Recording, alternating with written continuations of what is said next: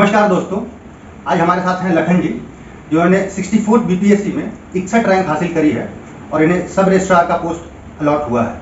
तो आइए इनसे बात करते हैं और जानते हैं क्या स्ट्रेटेजी रही इनकी और एक सफ़र जो प्रिपरेशन से शुरुआत होता है और फाइनल रिजल्ट पे ख़त्म, वो कैसा रहा इनका। आइए इनसे बात करते हैं। लखन जी, पहले तो आपको बधाई और धन्यवाद हमसे जुड़ने के लिए। सबसे पहले तो मैं ये आपसे ये जानना चाहूँगा कि इसके पहले आपने कितनी अटेम्प्ट दी? सबसे पहले तो मैं अपना स्कूलिंग कंप्लीट करने के बाद पटना से दिल्ली आया। मास्टर्स कंप्लीट करने के बाद मुझे लगा कि मुझे अब सिविल सर्विसेज की तैयारी में लगना चाहिए। जैसे आपको पता है कि बिहार से जो भी स्टूडेंट आते हैं तो सिविल सर्विसेज के लिए बहुत ज़्यादा क्रेज होता है। तो मेरे भी बहुत सारे सीनियर सिविल सर्विसेज में लगे हुए थे, तो मैंने भी ये ऑप्शन चूज़ किया और सिविल सर्विसेज में लग गया। सिविल सर्विसेज तो एक यूपीएससी हो गया और एक अपना स्टेट। तो मैंने यूपीएससी की भी तैयारी किया, 2-3 अटेम्प्ट दिया, प्री दिया, क्योंकि प्री हो नहीं पाया मैं। तो मुझे लगा कि शायद फोकस अपने स्टेट पे देना चाहिए, तो मैंने स्टेट बीपीएससी के लिए तैयारी करना स्टार्ट किया। और सबसे पहला अटेम्प्ट मैंने 60-62 में, आई थिंक 2018 में मैंने अपना अटेम्प्ट, 2017 और 18 में मैंने अटेम्प्ट दिया, लेकिन 60-62 में क्वालिफाई नहीं कर पाया प्री। तो उसके बाद 63rd में दिया। 63rd मेरा बीपीएससी प्री 1 मार्क्स से छूट गया, लेकिन फिर भी मैंने चूँकि करना था तो 64th में मैंने ट्राई किया। तो 64th में मैं प्री काफ़ी अच्छे मार्क्स से मैं क्वालिफाई किया। उसके बाद मैंने लिखा, काफ़ी मेहनत किया और उसके बाद मेंस, और एक गो में प्री, मेंस और इंटरव्यू मेरा क्वालिफाई हुआ और मुझे काफ़ी अच्छा एक रैंक 61 रैंक भी मिला और सब रजिस्ट्रार पोस्ट पर में चयनित हुई। जी, लेकिन जैसे आपने कहा कि आपने यूपीएससी ट्राई किया, फिर बीपीएससी भी 2 बार दिया, ये 3rd अटेम्प्ट था आपका। तो एक स्टूडेंट के लाइफ में एक एग्ज़ाम का ना होना एक तरह से फेलियर माना जाता है या विफलता आप कह सकते हैं। तो अपने सक्सेस के पीछे आप इन फेलियर्स का कितना शेयर देना चाहेंगे या क्या सीखा आपने और कैसे इनको फेस किया? जी, इनिशियल डेज में जब मैं प्रिपरेशन स्टार्ट किया और 1-2 प्री नहीं हो पाया, तो फेलियर मिलने के बाद काफ़ी आप एक स्टेट ऑफ डिप्रेशन में चले जाते हो कि आप इतने मेहनत करने के बाद भी सक्सेस क्यों नहीं मिल पा रहा। क्योंकि जैसे मैं अपना एकेडमिक बैकग्राउंड बता रहा हूँ कि मैं ग्रेजुएशन में कॉलेज टॉपर था, मास्टर्स में एंट्रेंस टॉपर था। मैं सारी चीज़ एकेडमिक होने के बावजूद भी मैं कॉम्पिटिटिव एग्जाम में प्री क्वालिफाई क्यों नहीं हो। और मोटिवेशन होगी तभी तो प्रिपरेशन होगी। बिल्कुल बिल्कुल। तो फेलियर 1 बार आया, 2 बार आया, लेकिन मैंने फेलियर को एक अपॉर्चुनिटी के रूप में मैंने अपनाया। ठीक है, आप स्टार्टिंग में तो आप डिप्रेशन हो जाए, रेस्टलेस हो जाते हो, कि हताश निराश हो जाते हो कि हाँ कैसे क्या करना है आगे, लेकिन नहीं, मैंने उसको पहले समझा कि हाँ, मैंने एक्सेप्ट किया कि हाँ फेलियर, मैं फेल हो गया हूँ। उस पर मैं वर्क अपॉन किया कि हाँ उसको एक अपॉर्चुनिटी के रूप में लिया कि नहीं चलो ठीक है, आप एक बार फेल हो गए, दूसरी बार फेल हो गए, आप उसके वीकनेस पर मैंने उसको वर्क ऑन किया कि हाँ कौन से एरिया में मेरा वीक पॉइंट था, तो उस पर वर्क अपॉन किया और बेसिकली आपने अपने फेलियर्स को फेस किया। हाँ, ये पार्ट ऑफ लाइफ है, ये it is not end of life. हाँ, मैंने मतलब फेलियर को फेस किया, उसको जानने के बाद उसको एक्सेप्ट किया कि चलिए ठीक है, हाँ मैं फेल हुआ हूँ जी। और उस एक्सेप्टेंस के बाद उससे मैंने लर्न किया, सीखा कि हाँ आप फेल क्यों हो रहे हैं, कि कौन से एरिया में आपको और भी ज़्यादा काम करना है। जैसे मैं थियोरेटिकल में बहुत ही अच्छा था, क्योंकि मैं दिल्ली यूनिवर्सिटी से पढ़ा था, तो राइटिंग स्किल में मुझे ऐसी कोई प्रॉब्लम नहीं थी। लेकिन हाँ, जहाँ फैक्चुअल की बात आती थी, और आप जानते हैं कि बीपीएससी में अभी भी फैक्ट्स का बहुत इंपॉर्टेंट है, तो हम मैं लैग कर जा रहा था कि नहीं, आप फैक्ट्स को और ही मगअप करना, याद करने की बहुत ज़्यादा ज़रूरत थी। तो वो 60-62 में मैंने उसको सीखा और 64 में मैं काफ़ी एक स्ट्रक्चर वे में मैंने तैयारी की कि नहीं, इस तरह से ये सिलेक्शन ऑफ बुक्स किस तरह से होना चाहिए, कौन से एरिया में। एक स्मार्ट प्रिपरेशन कर सकते हैं आप। स्मार्ट, देखिए स्मार्ट प्रिपरेशन तो जरूरी है, लेकिन कहने के एक हार्ड वर्क भी जरूरी है। तो मैंने दोनों को कंबाइन करके कि ठीक है, स्मार्ट वर्क जो आपने टेक्नोलॉजी का यूज़ किया, सीनियर का हेल्प लिया, कोचिंग का हेल्प लिया, लेकिन एक हार्ड वर्क में अब मैं रेगुलर। बेसिकली आप फेलियर से सीखते हैं, ऐसा नहीं कि आप हारते हैं उससे, हार को मानते हैं पर हारते नहीं। बिल्कुल बिल्कुल जी। लेकिन ये सबसे इम्पोर्टेंट क्वेश्चन शायद हमारे व्यूअर्स के लिए रहेगा कि क्या स्ट्रेटेजी रही आपकी, अगर मोटे तौर पे बता पाएँ, पहले प्री की फिर मेंस की, मतलब किस पोर्शन को आप लाइटली नहीं ले सकते जिससे क्वेश्चन ज़्यादा आते हैं, और किस पोर्शन को आप अगर ऊपर भी पढ़ के जाएँ तो काम चल सकता है, पहले प्री की फिर मेंस की, अगर आप बता सकते तो। जी बिल्कुल।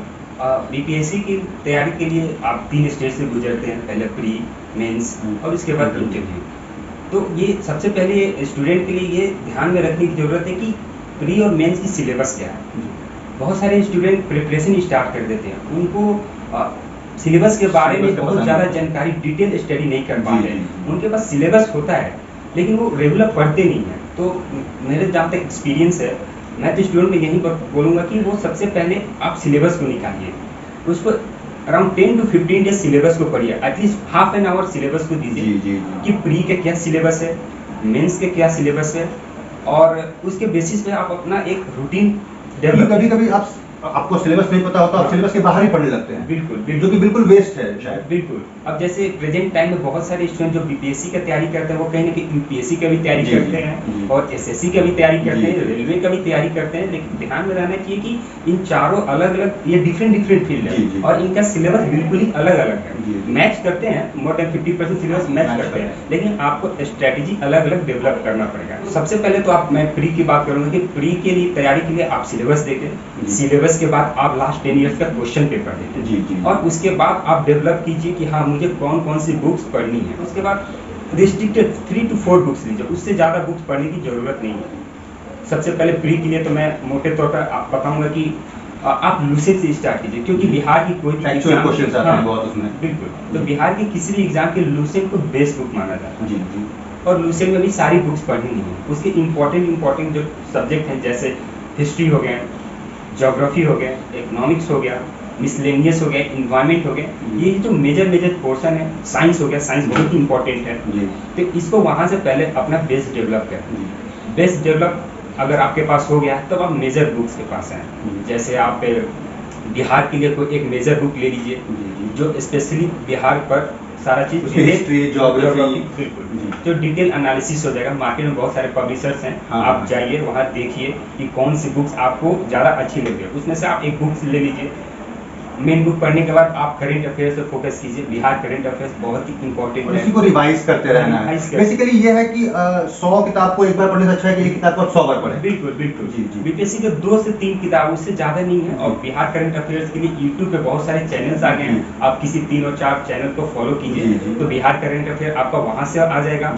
नेशनल करंट अफेयर, कोई एक नेशनल करंट अफेयर का मैगजीन ले लीजिए, जैसे स्पीडी करंट अफेयर्स हो गया या घटनाचक्र का इलाहाबाद पब्लिकेशन का वो हो गया। तो करंट अफेयर्स तो आपका ऐसे डेवलप होगा।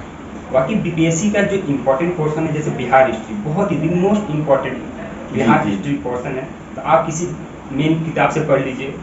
उसके बाद साइंस काफ़ी अराउंड 25 to 30 क्वेश्चन साइंस से आते हैं और जो कि मतलब वो बनने लायक होते हैं। बिल्कुल कोई रॉकेट साइंस नहीं होता है। बेसिक नॉलेज 7, 8, 9, 10 का साइंस पढ़िए, बेसिकली वो मार्क्स स्कोरिंग हो सकता है। और उसके बाद 10 क्वेश्चन मैथ्स से आते हैं, वो आपकी डिसाइडिंग फैक्टर होते हैं। तो आप मैथ्स को प्रैक्टिस में रखिए। वो सिंपल मैथ्स आते हैं 9 और 10 के लेवल का, जिसमें रीजनिंग आ गया, आपका प्रॉफिट लॉस परसेंटेज, जो मेजर टॉपिक है। तो उस 10 क्वेश्चन को आप पिछले 10 ईयर्स का जो क्वेश्चन है वहाँ से प्रैक्टिस कर लीजिए। तो आपका मतलब 2-3 एरिया, जैसे हिस्ट्री हो गया, साइंस हो गया और मैथ्स हो गया, ये आपका स्कोरिंग फैक्टर है और यही आपको क्वालिफिकेशन में, क्वालिफाई में डिसाइड करेंगे। और लखन जी, जो वो प्री में 5वां क्वेश्चन होता है, अच्छा, उसको आपने कैसे टैकल किया? क्योंकि वो कंफ्यूजिंग होता है बहुत। ये आपने सही कहा और आपको जानकर आश्चर्य हो गया कि वो मतलब पूरे इंडिया में ये बिहार एक ऐसा स्टेट है कि ऑब्जेक्टिव में 4 नहीं 5 ऑप्शन है और 5वें में भी 2 ऑप्शन होते हैं, नन ऑफ द अबव या मोर देन 1। बिल्कुल। तो 5 नहीं, 6 ऑप्शन होंगे। ये और टफ बना देता है। बीपीएससी की तैयारी में ना आज भी स्टूडेंट फैक्चुअल को बहुत ज़्यादा इंपॉर्टेंस दे रहे हैं, फैक्ट्स याद करके आते हैं और मैं इसको अच्छा मानता हूँ कि मुझे और अच्छा तो वही फैक्ट याद करते हैं। लेकिन आयोग भी बहुत चालाकी से सोचा कि नहीं, एक ऑप्शन डालेंगे तो स्टूडेंट का एनालिटिकल पावर या एक स्टूडेंट का क्रिटिकल लेवल कितना है, तो उस क्वेश्चन से क्रिटिकल एनालिसिस उसका डेवलप हो जाता है। उस क्वेश्चन को और तरीके से सोचने का दे देता है कि ताकि अच्छे स्टूडेंट अपना एनालिसिस करके उसको ऑप्ट करें। तो मैं जहाँ तक मेरा मानना है कि ये आयोग का बहुत ही अच्छा स्टेप्स है, मैं खुद एक्सेप्ट करता हूँ और ये ऑप्शन बहुत ही अच्छा है। तो लखन जी, आपकी ऑप्शनल सब्जेक्ट क्या थी? मेरा ऑप्शनल ज्योग्राफी था। शुरू से ही मैंने ग्रेजुएशन में भी, मास्टर्स में भी मैंने ज्योग्राफी लिया था और उसी को मैंने अपने सिविल सर्विसेज में भी एज ए ऑप्शनल। तो मेंस में ऑप्शनल सब्जेक्ट कितना मैटर करता है? ऑप्शनल क्या है? जीपीएससी के एग्जाम में क्योंकि जो मेंस होते हैं वो GS1 और GS2 होते जी, हैं, जी। वो ओवरऑल मोर ओवर सबके बराबर ही होते हैं, मतलब उसमें मार्क्स में बहुत ज़्यादा डिफरेंस नहीं होता है, एक लेवल स्कोरिंग होता है। लेकिन हाँ, आपका डिसाइडिंग फैक्टर ऑप्शनल सब्जेक्ट होता है। जहाँ तक मेरा सवाल था तो ज्योग्राफी ने ही मुझे अंडर 100 रैंक लाने में बहुत ज़्यादा मदद की, और मेरा ऑप्शनल में ऑलमोस्ट 202 मार्क्स आए थे। तो जहाँ तक मुझे खबर आई कि मतलब अभी तक का हाईएस्ट, मतलब टॉप 3 टॉप 5 में भी मैं हूँ। और इंटरव्यू में जो क्वेश्चन आपसे पूछे गए थे वो एप्टीट्यूड बेस्ड थे या सिचुएशनल थे या आपके सब्जेक्ट से थे? देखिए, इंटरव्यू में 2 टाइप के इंटरव्यू होते जी, हैं। एक तो आप जो इंटरव्यूअर बैठते हैं उनको आप अलाउ करते हैं कि वो किस टाइप के क्वेश्चन पूछ रहे हैं, या तो आप खुद इंटरव्यू को मोल्ड कर रहे हैं। तो मैं इस केस में लकी था कि मैं अपने इंटरव्यू में अपने तरीके से, मुझे लगता है मे बी मैं गलत भी हो सकता हूँ, लेकिन मैं अपने तरीके से उसको मोल्ड कर रहा था। क्योंकि मेरा, जैसे आपको बताया कि ज्योग्राफी मेरा ऑप्शनल था, तो मेरा क्वेश्चन ज्योग्राफी से ही स्टार्ट हुआ और क्वेश्चन जो एंड हुआ ज्योग्राफी से ही एंड मतलब हुआ। बॉल आपके पाले में फेंक दिया हाँ, फेंक दिया। और मैं उसी को, और जैसे मैं आपको एक एग्जांपल देके बताता हूँ कि उस वक्त मेरे इंटरव्यू के वक्त हिमालय के माउंट एवरेस्ट के हाइट को लेकर इशू चल रहा था। उस वक्त नेपाल और चाइना ने मिलकर माउंट एवरेस्ट का हाइट को मेजरमेंट किया था। तो वो अगले दिन ही मेरा इंटरव्यू था, उसमें जो हेड पैनल थे मैडम, तो उन्होंने पहला क्वेश्चन एवरेस्ट ही पूछ दिया। मैंने बताया, उस बताने के प्रोसेस से मैंने एवरेस्ट के फोल्ड माउंटेन बताया। फोल्ड एक ज्योग्राफी का टर्म। तो जैसे ही मैंने फोल्ड बताया तो मैडम ने उस वर्ड को कैच कर लिया। उन्होंने पूछा कि फोल्ड माउंटेन क्या है। तो उसके बाद भी स्टार्ट हुआ कि मैंने बोल दिया यस मैम, 2 टाइप के माउंटेन होते हैं, यंग माउंटेन और ओल्ड माउंटेन। तो फिर तीसरा क्वेश्चन हो गया कि ये ओल्ड माउंटेन क्या है। तो मैं खुद को ही वर्ड डाल रहा था। बेसिकली आपको इंटरव्यू में करना ये है कि आप उसको कुछ कीवर्ड दे या कुछ ऐसा बनाए ताकि उससे क्वेश्चन आए। बिल्कुल आप मौका दीजिए, आप ऐसे नए टर्म डाल दीजिए कि सामने वाला जो इंटरव्यूअर कि हाँ ये क्या टर्म का मीनिंग क्या है।